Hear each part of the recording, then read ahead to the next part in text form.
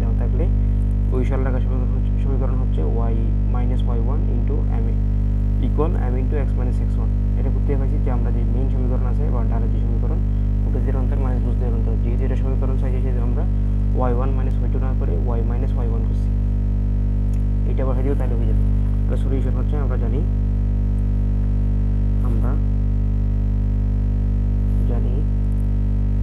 y minus y1 m into x minus x1। এখানে just মানগুলো বসাই দিব। y1 তো নেই, y1 এর মান আছে। y1 কত এখানে? y1 হচ্ছে আমার মাইনাস 1, যেহেতু এটা মাইনাস মাইনাসের মানে প্লাস হয়ে যাবে 1 m m এর ডালের মান হচ্ছে 2 x মাইনাস x1। x1 কত? এখানে আমার x1 হচ্ছে 2 বা y plus 1 equals to 2x minus 4। এই 2x মাইনাস 4 টা এদিকে পাশে নিয়ে আসি, ইকুয়ালস টু y প্লাস 1 ওই পাশে নিয়ে যাই। তারপর 2x, আমরা জানি সমীকরণের ক্ষেত্রে প্রথমে x থাকবে এরপর y থাকবে, তাহলে y পদটা মাঝখানে থাকবে। তারপর যদি মাইনাস 4 মাইনাস 1 ইকুয়াল 0 বা 2x minus y minus 5 equal 0। এটাই সমীকরণ। x পাইছি, y পাইছি, এটা ধ্রুবক পাইছি ইকুয়াল 0। এটাই এটার যে কোনো সরলরেখার সমীকরণ।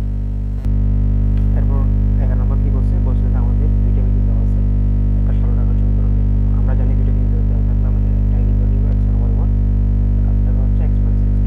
যেহেতু সমীকরণ বলছে x y থাকতে হবে, তাহলে কিভাবে লিখবো আমরা? আমরা জানি অথবা এখানে যদি দেওয়া থেকে শুরু করি, দেওয়া আছে x1 y1 সমান 1 5 b x2 y2 ইকুয়াল 2 4। তাহলে সেক্ষেত্রে আমরা কি লিখবো? সুতরাং ab রেখার সমীকরণ ab রেখার সমীকরণ সমান x minus x1 divided by x1 minus x2 equal y minus y1 divided by y1 minus y2।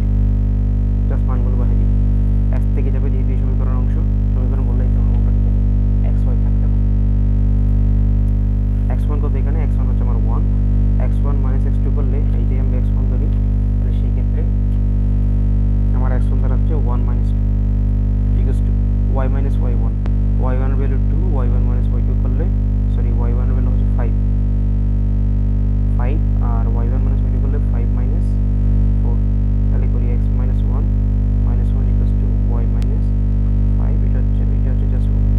তাহলে এটা করি x এটা x minus 1 ওকে x minus 1, যদি আমি মাইনাস এরকম করি জাস্ট চিহ্নগুলো পাল্টে যাবে, minus y plus 5। আমরা কি জানি সমীকরণ বললে x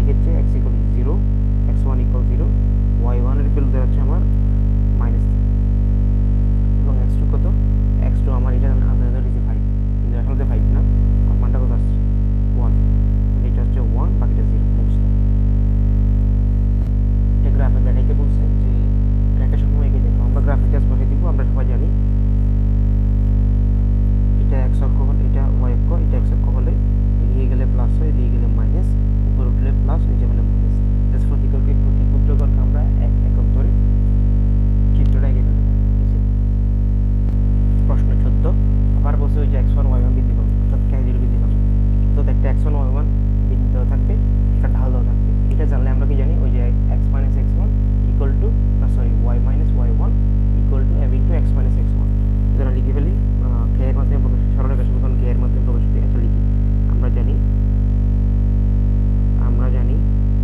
আমরা কি জানি যে x1 y1 বিন্দুগামী ও m ডাল বিশিষ্ট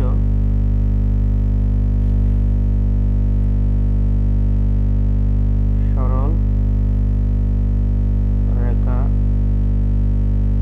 সমীকরণ কি কি, x1 y1 বিন্দুগামী এবং m ডাল বিশিষ্ট সরল রেখা সমীকরণটি হলো x minus x সরি যে y1 হয় y minus y1 equals to m into x minus x1। তাহলে সেক্ষেত্রে আমরা y এর মানটা বসাই, y1 করতে এখানে খেয়াল করি, এখানে যে k0 দেওয়া আছে, অর্থাৎ y1 হচ্ছে যেমন 0, এরপর m দেওয়া আছে x minus x1, x1 কত, x1 হচ্ছে আমার k বা y মানে y থেকে দিয়ে গেলে y m into x minus k, ডালের মান দেওয়া আছে, আচ্ছা হ্যাঁ ডালের মান দেওয়া ছিল k, তাহলে y equals to k into x minus k, just গুণ করে দিব, y equals to kx minus k square, আমরা জানি x যুক্ত পদ আগে, তাহলে kx minus k স্কয়ার টি পাশে আনি equals to y বা kx minus y minus k square equals to কত 0। একটুকুই কথা। আচ্ছা এটা তাহলে আমরা এই k এর মাধ্যমে আমি একটা সরলরেখা সমীকরণ প্রকাশ করলাম, যেখানে আমার x1 y1 বিন্দু দেওয়া ছিল এবং m ডাল দেওয়া ছিল, কিন্তু প্রশ্ন কি বলছে, আরে বলছে সরলরেখা সমীকরণ k এর মাধ্যমে নির্ণয় করা। আমার প্রশ্ন এইটুকুই না, এখানে আরো আছে। এখন কি বলছে, আমাকে বলছে যে যদি রেখাটি 5 6 বিন্দুগামী হয়। আচ্ছা আমরা কি জানি, যে কোনো সমীকরণ যদি মনে করি আমি 2 3 বিন্দুগামী হয়, তাহলে কি বোঝাচ্ছে, x এর জায়গায় 2 বসালে এবং y এর জায়গায় 3 বসালে এটার মান কত আসতে হবে, 0 আসতে হবে। অর্থাৎ এই রেখাটি যদি 5 6 বিন্দুগামী হয়, তাহলে আমি x এর জায়গায় যদি 5 বসাই, y এর জায়গায় 6 বসাই, সেক্ষেত্রে এই পুরোটার মান কত আসতে হবে, 0 আসতে হবে। তাহলে লিখে ফেলি প্রশ্ন মতে k into 5 minus 6 square equals to 0 বা 5k, k গুণ 5 করলে আমরা জানি 5k হয় -6 স্কয়ার equal to 0 বা 5k -6 আর -6 স্কয়ার যোগ করলে কত হয়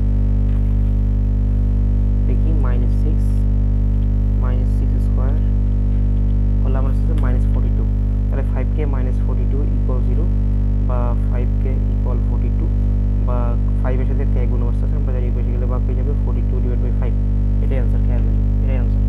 পয়েন্ট করার দরকার নেই, চাইলে করে দেখতে পারি। 8.4 সাল আসে, 8.4, আমার মনে হয় 8 করলে হবে, 8 বেটার। চাইলে কেউ পয়েন্টগুলো যদি মান দিতে চায় তাহলে সেক্ষেত্রে সে দিতে পারে, কোনো সমস্যা নেই।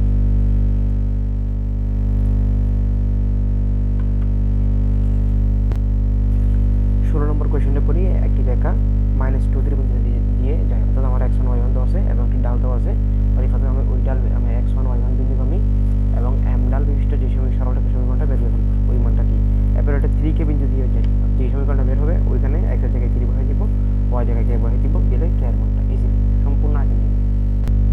এরপর দেখি 17 নম্বরটা, যে 3 ডাল বিশিষ্ট একটি রেখা -16 বিন্দু দিয়ে যায় এবং x অক্ষকে b বিন্দুতে ছেদ করে,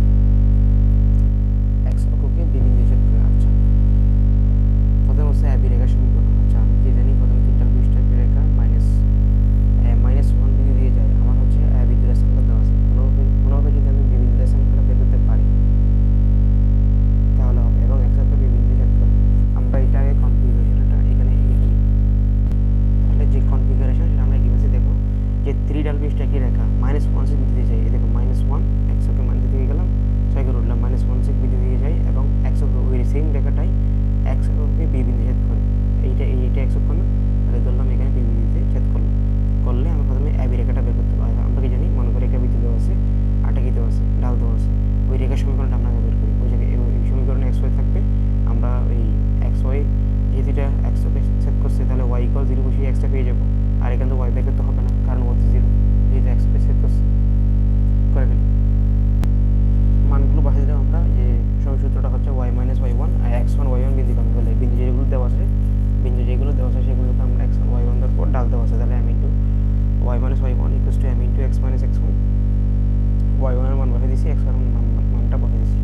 মান বসানোর পর আমার একটা মান বের হয়েছে যে 3x মাইনাস ওয়াই ইকুয়াল 3। আমার কী বলছে এ বি রেখার সমীকরণ, এ বি এবং এসি রেখা। ধরলো আমি প্রথমে এ বিটা বের করব। এ বি বের করতে হলে আমার এ বিন্দুর স্থানাঙ্ক দেওয়া আছে। কোনোভাবে যদি আমি বি বিন্দুর স্থানাঙ্ক পাই তাহলে আমাদের যে 11.1 এর নিয়ম, সেই নিয়ম অনুসারে root over x2 minus x1 whole square plus y2 minus y1 দিয়ে আমরা একটা বের করতে হবে। কিন্তু আমার তো আগে যে বি বিন্দুর স্থানাঙ্ক জানতে হবে, কিন্তু বি বিন্দুর স্থানাঙ্ক কেমনে বের করবো? এখানে একটা জানা আছে অলরেডি, y ইকুয়াল 0। x এ কেমনে বের করবো? ওই y ইকুয়াল 0 মানটা বসিয়ে দিই। y ইকুয়াল 0 বসিয়ে, যেহেতু এটা x কে ছেদ করছে, y ইকুয়াল 0 বসিয়ে কী পাবো? এটাকে এক নং সমীকরণ দিই, 1 নং এখান দিয়ে 1 নং y ইকুয়াল 0 বসালাম। তাহলে 3 ইন্টু এক্স মাইনাস 0 ইকুয়াল 3, বা 3x ইকুয়াল হচ্ছে 3, বা x ইকুয়াল 1। তাহলে x এর মান পেয়ে গেছি, y এর মান থেকে বুঝতে হবে যে x কে ছেদ করছে, y 0। সুতরাং b এর স্থানাঙ্ক হচ্ছে আমার x, b এর স্থানাঙ্ক, b এর পরিচয় লিখে xy ইকুয়াল 1,0 1,0। তাহলে এখন আমি এ বিন্দুর স্থানাঙ্ক পেয়ে গেছি, বি বিন্দুর স্থানাঙ্ক পেয়ে গেছি। তাহলে সুতরাং এ বিটা, যেহেতু এ বি সাইজে, তাহলে এ বির ইকুয়েশনটা কী দাঁড়াবে? এ বি আমরা জানি যে কোনো দুটি বিন্দু দেওয়া থাকলে সেই দুটি বিন্দু দূরত্ব কেমন বের করে? Root over x2 minus x1 whole square যোগ y2 minus y1 whole square. x2 minus x1, x2 কতটা এখানে? কোনটা তুমি ধরবো? x2 সমস্যা নেই, আমি যেহেতু বি লিখছি, বিরগুলোকে আমরা x2 y2 ধরি এবং এরগুলোকে আমরা x1 y1 ধরি। বির স্থানাঙ্ক কি? 1 0। তাহলে এটা x হচ্ছে আমার x2 কত? x2 1, x1 কত এখানে? x1 3। আমি এরগুলো আমার স্থানাঙ্ক কী দেওয়া ছিল? -1 6। তাহলে এখানে +1 হয়ে যাবে হোল স্কয়ার, প্লাস y2 কত? 0, মাইনাস y1 হচ্ছে 6 হোল স্কয়ার, 2 স্কয়ার। এটা মাইনাস, আমরা জানি মাইনাসের উপর জোর পাওয়ার থাকলে এটা মাইনাস থাকবে, তো মাইনাসের উপর জোর পাওয়ার থাকলে মাইনাসটা প্লাস হয়ে যায়। তাহলে সেক্ষেত্রে 36 রুট 2 স্কয়ার প্লাস 36, এটা জাস্ট 2 রুট 10, এটাই আনসার। তাহলে এ বি বের হলো। এখন হচ্ছে এসি নিয়ে বড় সমস্যা। আমার এর স্থানাঙ্ক দেওয়া আছে, কিন্তু সি এর স্থানাঙ্ক আমার দেওয়া নেই। সি কি বলছে? সি বিন্দুকে অন্য একটি রেখা, এই রেখা সম্পূর্ণ বাদ, অন্য একটি রেখা সি বিন্দুকে 2 0 বিন্দু ছেদ করে। সামথিং অন্য একটি রেখা 2 0 কোন দিকে? 1 ঘর 2 ঘর গেলাম 0 এখানে, ঠিক সি বিন্দু এখানে। আচ্ছা 2 0 যেই কথা, তাহলে এক্স এর উপর, এইটা হচ্ছে এই সি বিন্দুটা এক্স অক্ষের উপর দাঁড়ায় আছে। 2 0 অন্য একটি রেখা, যে কোনো দিকে নিয়ে, মনে করে এই রেখাটা সি বিন্দুকে 2 0 বিন্দুতে ছেদ করে। আচ্ছা কোনো বিন্দু যদি দেওয়া থাকে, সেই রেখার সমীকরণ চাইলে কিন্তু বের করা যায়, কিন্তু একটা বিন্দু দেওয়া থাকলে তো বের করা যাবে না, কমপক্ষে 2টা বিন্দু বা ঢাল দেওয়া থাকতে হবে। সেক্ষেত্রে আচ্ছা ক্যালকুলেটরটা হচ্ছে এ বিন্দু আমি বলছি, এ বিন্দু আমি, আমার এ বিন্দু কোথায় ছিল? এখানে না? তাহলে এই রেখাটা এদিকে নয়, বরং আমার এদিকে, আমার এ বিন্দু ছিল এইখানে, এই বিন্দুটা এইভাবে আঁকি এমনি।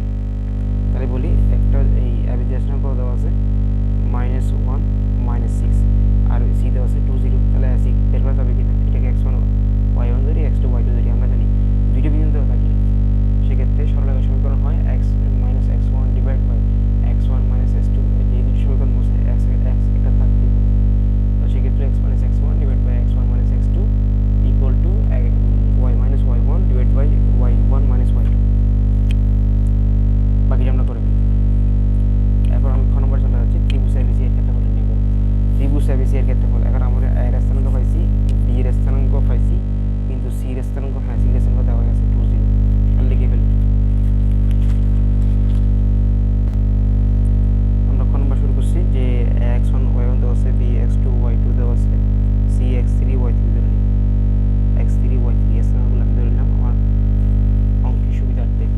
x1 y1 কি দেওয়া আছে? খেয়াল করি তো, x1 y1 কি দেওয়া আছে? -1 6, -1 6। বিটাতে আমরা পাইছিলাম এখান থেকে, বিটা পাইছি কত? 1 0, 1 0। সি কত পাইছি? সি দেখি এখানে সি কত পেয়েছি? সি পেয়েছি 2 0। আচ্ছা আসলে আমরা পাইছি, এটা দেওয়া হয়েছে 2 0। সেক্ষেত্রে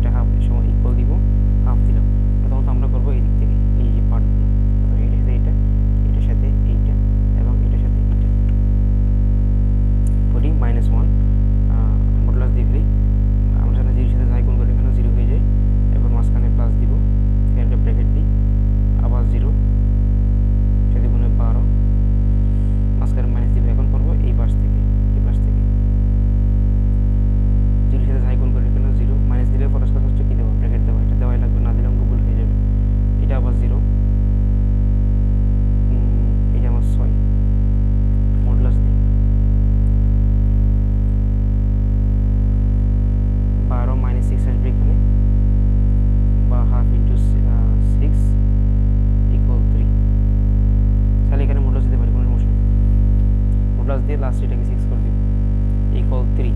আমরা জানি ক্ষেত্রফল হয়